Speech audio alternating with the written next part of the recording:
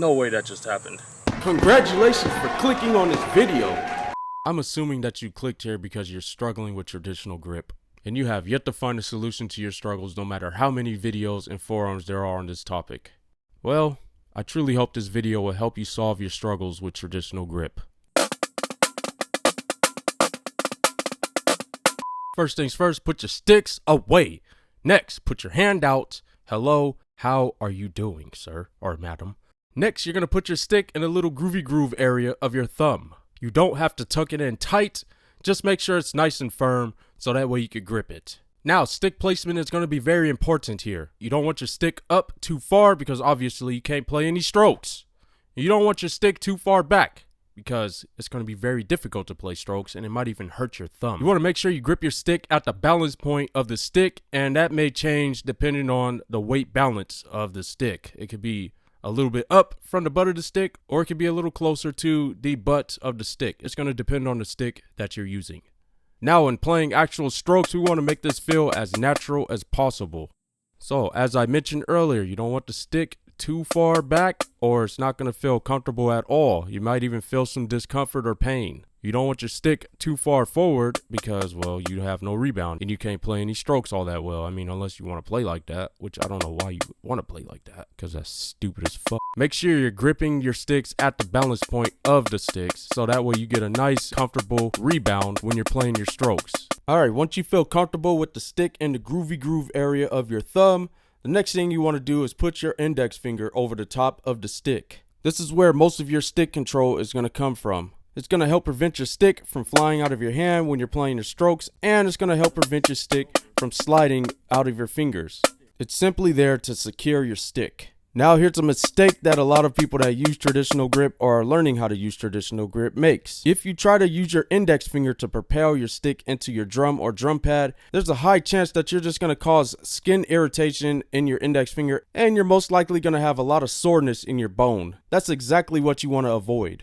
So make sure you're not using your index finger as a primary source to playing your strokes. Once again, you want to play your strokes through your thumb. It's going to feel the most natural and the most comfortable. Trust me, just try it. So to recap, here it is again with your index finger over the top of your stick. Now let's look at what your other fingers are doing. Basically, your middle finger is there to just relax on your stick, depending on what you're playing, of course. And as far as your ring finger goes, that's also just going to do what it does. Your stick is going to rest there while you're not playing or while you're playing your double stroke rolls, which we will go over later in this video. And your pinky finger isn't going to do anything but rest under your ring finger, so don't even worry about it.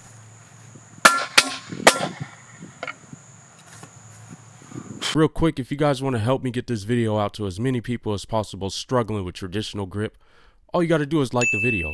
And of course, if you want to take it a step further, you can share this video across all your platforms. But for now, just press that like button.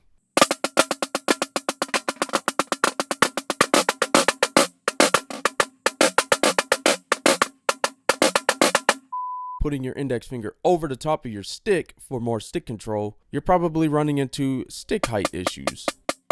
You probably feel very restricted, and the first thought in your mind is to release the index finger over the top of your stick. So to maximize your stick height, we're actually going to stretch out your forearm. So first off, if you want to try this without a stick, you can go ahead and do so, but I like using a stick because that's what I'm used to. So go ahead and put your right stick under your left stick. Make sure it's in a cross position. Go ahead and lock your elbow for this and start to push your left stick up with your right stick. Try to get it up to where your left stick is up to a 90-degree angle, or if you can't do that yet, go as far as you can go. So once you make it to your maximum height, go ahead and start pushing your left stick into your right stick until you feel a resistance, and you should start feeling a stretch in your forearm. You should feel it towards the back end of your forearm, like close to your elbow. And once you start feeling that stretch, go ahead and hold it for 30 seconds. However, in this video, I'm not going to hold it for 30 seconds because you guys are just going to skip that part anyways, because I know how you guys are. I suggest that you do your stretches throughout your warm-up sessions so that way you can maximize your stick height just like this. You should immediately notice a difference with your stick heights after you stretch. I would say maybe do this stretch 2 or 3 times throughout your warm-up and maybe even after the end of your playing session. So one technique you can use here when you're playing your strokes is actually the finger control technique, and this is actually going to be the traditional grip version of that. Pretty much you're going to use your thumb to propel the beats or the strokes into your drum or a drum pad, whatever you're using to play on. Now from here, it's going to look like you are forcibly rotating your forearm. But in fact, if you just use your thumb to propel the stick into your drum or drum pad, then you'll be able to get the same strokes out.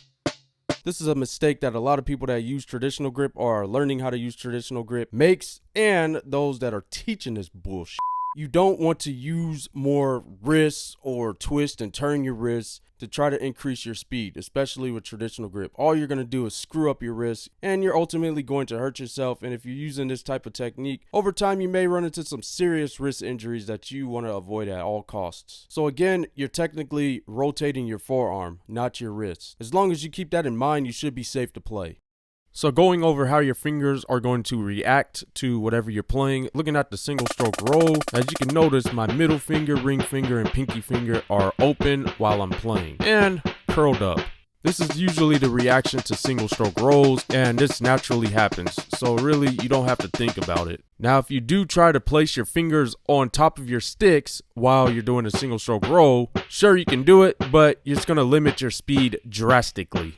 So just keep that in mind if you decide to try to put your fingers on the stick while doing single stroke rolls. Now when you're playing a double stroke roll, as you notice, my fingers are still on the stick. This is also going to happen naturally. This is something you don't have to think about when you're playing double stroke rolls, diddles, anything that has to do with a double stroke roll or diddles. Now to have an easier time playing your accents, instead of just trying to play an accent with your forearm rotation, you're going to actually lift your forearm up and then play your stroke. Or play your accent, whichever one. Again, this is going to work for accents or slow full strokes. And you can also include power strokes in that list. Hey there, you made it to the end of this video. So I'm doing drum lessons 101 if you guys want to sign up. The link will be in the comments section. If you're struggling with drum speed, traditional grip, still even if you watch this video, again, the link will be in the comments. You can sign up there. And make sure you leave me an email address where I can actually get a hold of you, so that way we don't have any miscommunication issues. All right, have a nice day.